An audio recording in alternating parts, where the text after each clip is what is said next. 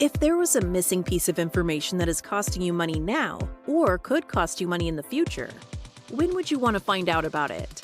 Ideally, you would want to learn about it right now. It's best to learn these critical facts before you make any financial decisions, because not knowing could have profound effects on your financial future. One of the best ways to make money is to avoid losing it in the first place. So we focus on all the missing facts to keep your money from falling through the cracks, and we engineer tax strategies to reduce burdens on your income. Welcome to the Roadmap to Retirement podcast with Ken New from Pinnacle Financial Wealth Management. As a fiduciary advisor, Ken focuses on creating individualized, holistic plans rather than cookie-cutter portfolios. Listen in as Ken and his guest experts explore key retirement and tax strategies that every pre-retiree should consider to reach their pinnacle. Now, onto the show. Maps can show us our physical world, but there's so much more. In fact, we use the word map not just as a noun, but as a verb. We map our progress, or lack thereof, but we can also map the actual step-by-step, turn-by-turn path to reach our goal. Ken New is here to talk about your path to retirement. But Ken, first, what do Chicago O'Hare Airport and this episode have in? I guess the way that I would say it to begin with is, for many people, we ask ourselves, am I on the right path? Mm-hmm. All right. So on this trip, I'm traveling to O'Hare Airport, and I've done that many times for business and pleasure. And this particular trip, I need to get to the hotel and get to meetings. So it's land, grab my stuff, and get going. So it's rainy, it's windy, that's Chicago, and it's one of those days. So I land, I make my way to the hotel pickup, and I'm wet. I'm a mess. I'm irritated, aggravated. And to my surprise, sitting next to me on the plane was this man who was already there. And I'm thinking to myself, he's already here. He's dry. And so I go up to him and I said, how did you get here faster than me and you're dry? And he says, well, didn't you know that there's an underground corridor? And it takes you here. You're sheltered from traffic and you're going to miss all this weather. We're chat for a second. No, I didn't know that. And the hotel shutters show up, so we part our ways. And I'm thinking about this. And I'm learning now that there was always a path there. And I'm curious. I get to the hotel and I stop the staff and I say, did you know that there was a path to the hotel pickups that I could have avoided all this mess I'm in and so on? And they said, well, yeah. We know. Why don't you tell people about it? Well, we've attempted to do that in the past, but you know what? It's a bit complicated. People get confused. So we just tell them to find the crowd and follow them. Sometimes I think that works, following the crowd. Yeah, it is a strategy. Do what others are doing. And, previously we've talked about retirement income, tax deferral accounts like IRAs and 401ks. And we coined kind of the phrase that it's not what you make, but it's what you keep that counts. So what are we going to tackle today then in relation to this topic and a path? Yeah. So I think one of the things to remember, there's all different kinds of retirees out there. And today I'd like to talk a little bit about including high net worth individuals, business owners, that type of retiree. And really to begin that whole conversation, I'll frame again what building a retirement income strategy looks like, and then what it would look like and what it would likely cost. And of course, that's going to be different for different people. Everyone's got their own personal vision of retirement lifestyle, and so on. And that's very important to be able to articulate, to be able to talk about what your dreams are. What does retirement look like? Is it travel? Is it hobbies? Are we going to do some volunteering. What does that look like? And it really gets down to like four basic themes, I think, that we'll consider to begin with. And number one is just growing the assets. The growth potential of the assets that are to fund retirement really need to outpace inflation. Mm-hmm. And that would be a target there. And that's kind of balance that need for growth, though, with the things that are damaging to a retirement plan. That is excessive market fluctuations and actual loss of principals. So there's that balance there. We're also looking for predictable income, a guarantee cash flow. And we see those really in the pensions and the Social Securities. But from there, we want to get income that we can count on and have it be predictable. There is a trade-off, I think, between the access to that principal and the returns that we can get on it. So there is the third piece, which is flexibility. The access to principal is going to be more important for some people than others. Mm-hmm. And if we have access to that principal, it's, I think, important to recognize that we may give up higher return potentials. And the fourth piece is just a quote from Warren Buffett. And he has 3 rules when investing. First rule is don't lose. Second rule is don't lose. And you got it. The third rule, don't lose. All right. Love Mr. Buffett. Love Mr. Buffett. Preservation of principal. Yeah. So there is another consideration that I'll touch on and we'll get into, as time goes on the podcasting, but really the underestimate that we see in a lot of financial plans, and that has to do with the underestimate of life expectancy. The last generation, a couple generations have just seen increases in life expectancy. And so I'll just kind of quote from the Social Security Administration. Their current numbers are a male age 65 today can expect on average to live to 84, and a female age 65 can on average live to 87. And if you're 70 and a male age 85 and a female age 70, as high as 88 on average. So you know what they mean when they say average. Right. That's kind of that midpoint, right? So Right. some longer, some shorter. And here's the thing is that to underestimate that is really to the detriment of the strategy, and to maybe underestimate and over-expect would be a better process here. Well, one of the big fears I think a lot of people have is running out of money, and this is pertinent to that. It speaks to it very directly. The longer we live, especially with inflation and just the need to continue to fund over time, then yeah, it does. It has a very definite effect on that.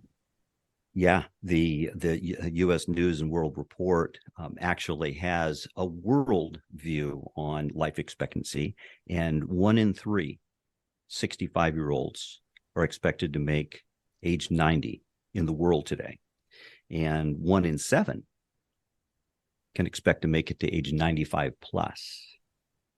So we really are getting up there to close to that 100 mark. Yeah, especially when you think about in the year 1900 in the United States, the average life expectancy was just a little over 50 years.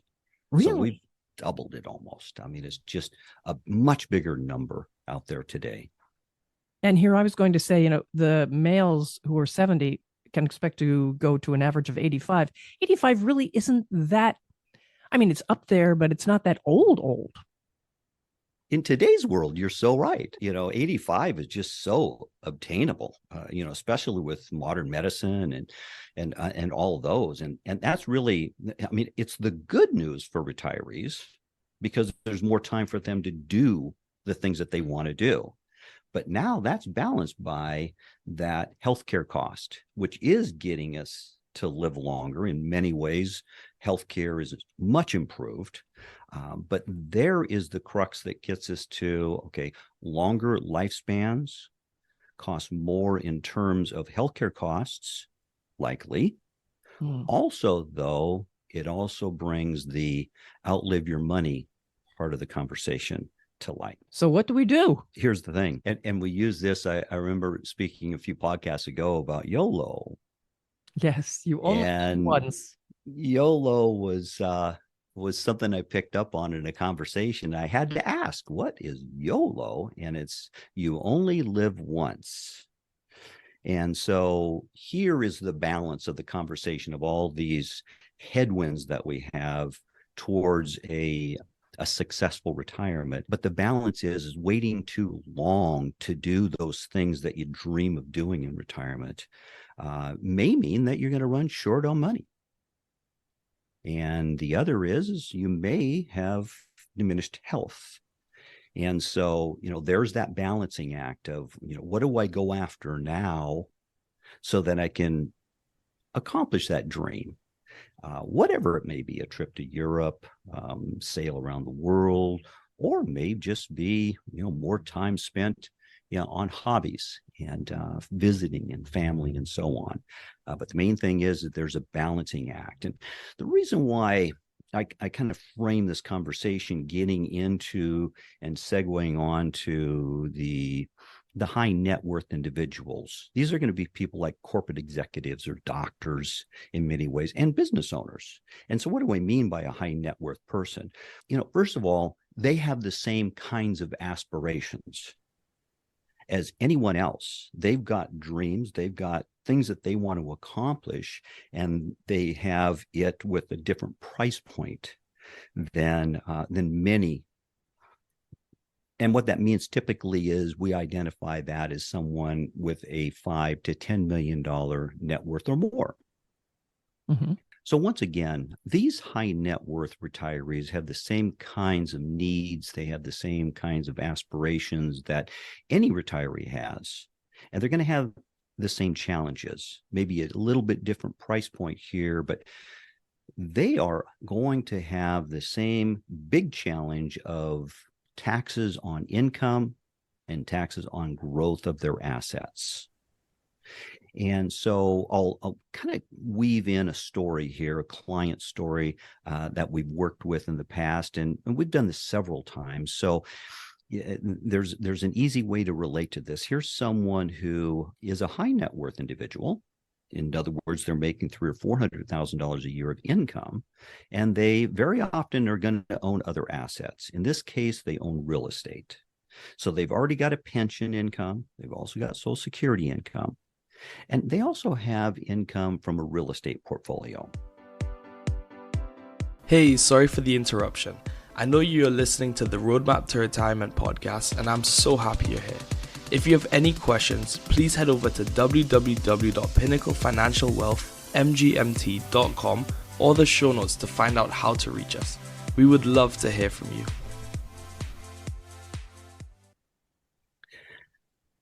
But what happens when you own real estate, especially if you self-manage real estate, which is this example, then there's this work element to retirement. It shows up as work. Why? Because you have to deal with tenants and toilets and trash and all the things that are all associated with all of that. And so that self-management of that real estate portfolio becomes a drag, if you will, on the retirement lifestyle. Mm-hmm. All right. So that sets the tone for what it is that we want to speak about here. And that's the scenario. Now, the solution very often is, well, what if I just sell all this real estate? Okay, I've owned these 10 houses. I've owned them for 30 years. I don't want to deal with it any longer. And they come and they ask, what would it be if I just got them sold? And what could you do with the money? So they want to monetize the asset. They want to turn it into cash flow and take the problem away. Now, their typical question is going to be, what are the taxes going to cost me? Mm-hmm.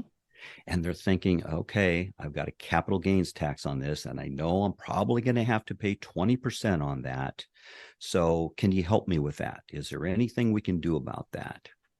Now, what my comment would be is after I've learned the story and got the details and so on, I said, well, you actually don't have a capital gains problem. You've also got recapture of depreciation, and likely that you're going to be subjected to a luxury tax, is what I call it, okay, a high net worth income tax. So I said 20% isn't your problem. You've got a 50% tax problem. Of course, they're shocked. Appalled, yes. Say, Yes. what are you talking about? That's insanity. And very often what will happen is that we begin to walk through what makes this happen. 20% capital gain, yes, because the property has appreciated in value. Okay, so that's what capital gains are all about from a general perspective. But you've also depreciated these homes. Oh yeah, I've always made a lot of money, and so we really knew that real estate was going to be great for helping offset that. So yeah, we've got depreciation on the real estate, but we fully depreciated it. The tax on a recapture of depreciation when you sell the property is 25%. Mm. And then I just throw in the luxury tax on top of it at 3.8%, and I get 48.8%. I just rounded up to 50 to get the retention. Now I've got the retention. And we're thinking, okay, well, wait a minute. I'm not going to sell the real estate and come away with 50%. And why would they? Right. I mean, that would be a big hit. If you're looking at a portfolio, like in this case was $1.2 million, that would be a heartbreak to end up with 500,000 or some number around there, $500,000 or $600,000. So what I do here is I introduce this conversation about a 1031 exchange. And so let me just kind of give the basics of what a 1031 exchange is. It is an exchange of like-kind property. And so in this case, we've got business property, right? We've got investment property. It cannot be your own personal residence, right? So that's not part of this conversation. Now, this has been around since 1921. Okay? It was put in place to encourage the reinvestment into real estate. A couple of the things that are going to be important, it needs to be equal or greater value. Okay, so in this particular case, $1.2 million in value would need to be invested at a higher price point, or at least at $1.2 million.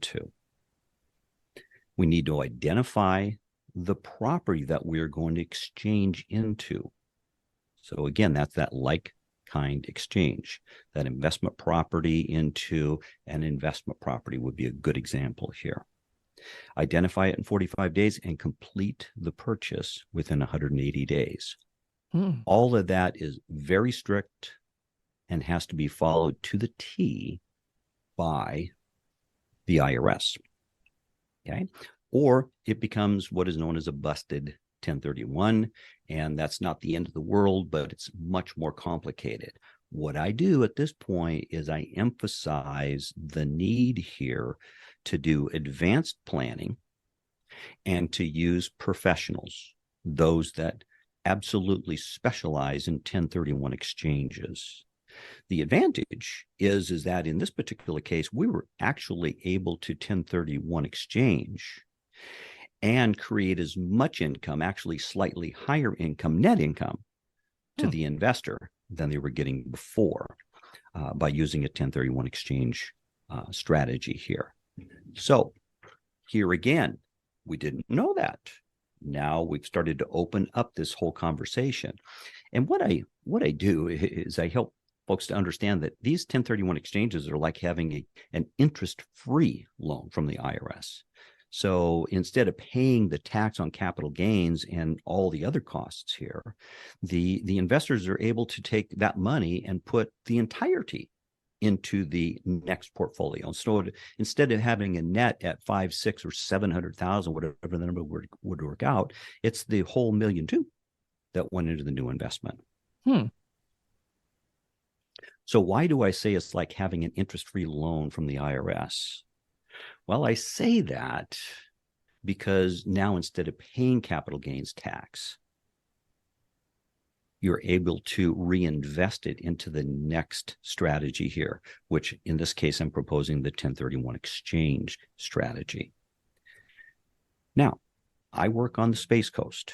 We have a lot of engineers here. They love to ask lots of questions, and they're forward thinking. So the next question is, well, I've heard of this before. You can defer or put it off into the future. And you defer, but at some point in time, we're going to have to pay taxes. All right. So then the question becomes, can I pass this on to my beneficiaries? And if you do indeed continue with this strategy and defer, even if that property, the 1031 exchange property that you got into was sold again, then it can be deferred again. That's the second part of defer. It can be deferred a third time. It can continue on. But one day that owner will pass away. Then what happens to the property? I'm assuming it goes to somebody. It does. Now, here's why you take a step back and encourage, again, advanced planning and to go through a process to determine whether or not this strategy is in your best interest. Because in this case, I encouraged the spouse, the man of the family, to own that and continue to own that himself. When he passes away, he could pass it on to his wife, and then it passes on at a step up in basis. Its yes. current fair value at that time in the future. And here's a great plot line here. You've deferred, and now you've passed on a stepped up basis, and all those taxes have been eliminated under the current IRS code. Right. Now, here's my fun line with it is, you know how they say that there's nothing more sure than death and taxes, except when you pass it on at a step up in basis. But now, as you say, that is definitely planning ahead. You can't do this, well, when you're dead. Yeah, absolutely. You bring up a very strong point. So listening to the story is compelling because the elements and the strategy we use professionals to do, and it's all rock solid. I mean, it's IRS code and so on. But you've got to be thinking about this as time goes on. As an example, to break up that portfolio wouldn't make you could do it piece by piece by piece, but there's a strategy in the selling. One of the things that I didn't mention that's really, really important on the timing side of it is that don't go and sell the property and say, oh, I sold it and I got the check and I want to do that 1031 exchange. No.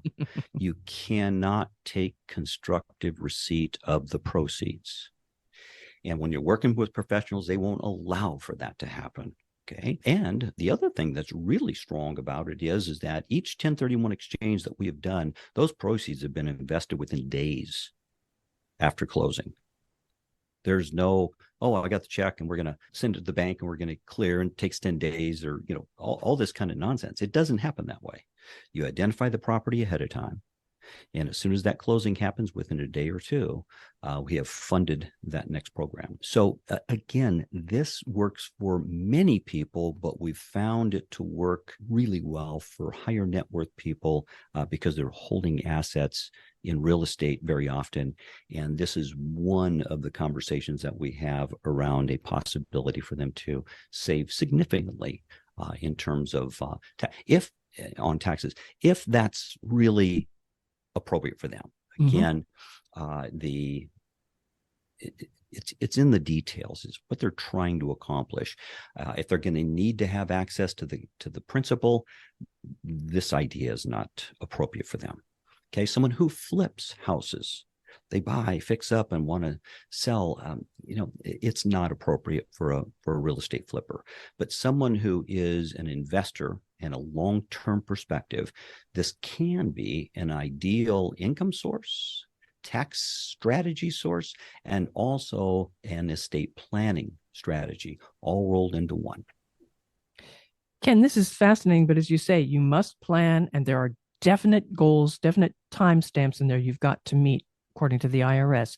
So how can people reach you to go through this with you? Well, again, of course, we record these presentations, and all of our links to Twitter, YouTube, LinkedIn, Facebook, they're all on our website, Pinnacle Financial Wealth, MGMT.com. So that's the website, but also the podcasts, which we titled The Roadmap to Retire. These episodes are all on platforms like Apple and Google and Spotify and TuneIn. So that's how they can listen and re-listen. And of course, you go to the website, then you can make contact with Jenny Giroux in our office and schedule a phone consultation, 321-454-3623. Love to go through the details and so on. Fantastic, Ken. So listeners, create your map.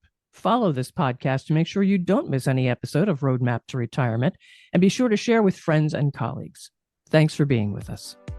Thank you for listening to the Roadmap to Retirement podcast. Click the follow button to be notified when new episodes become available. Visit our website at www.pinnaclefinancialwealthmgmt.com or give us a call at 321-454-3623.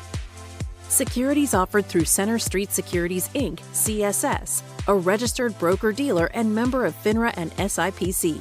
Investment advisory services offered through Center Street Securities Advisors, CSA, a SEC-registered investment advisor. Pinnacle Financial Wealth Management, CSS, and CSA are independent entities. Discussions are meant to be general in nature and may not be suitable for all investors. Please consult a tax professional regarding any tax implications.